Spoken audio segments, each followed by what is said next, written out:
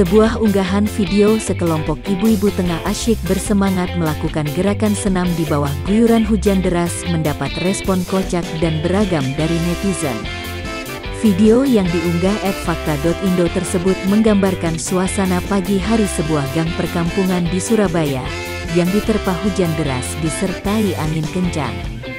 Di sudut gang tersebut ada sekelompok emak-emak dengan pakaian senam yang seragam serba merah-merah yang asyik senam tanpa menghiraukan derasnya hujan. Bahkan, ada satu wanita sebagai instruktur berdiri di atas meja untuk memimpin senam. Sang instruktur pun rupanya sama sekali tak menghentikan kegiatan tersebut, justru gerakan mereka semakin rancak dan energi dengan musik senam aerobik masih bertalu dengan suara angin hujan. Kocaknya lagi, seorang penjual pentol keliling yang sedang mangkal di dekat ibu-ibu itu terkejut saat payung pelindung rombongnya patah dan rusak karena diterjang angin kencang. Payung warna pelangi milik tukang pentol itu pun terkoyak, namun emak-emak masih tetap asyik berjoget senam.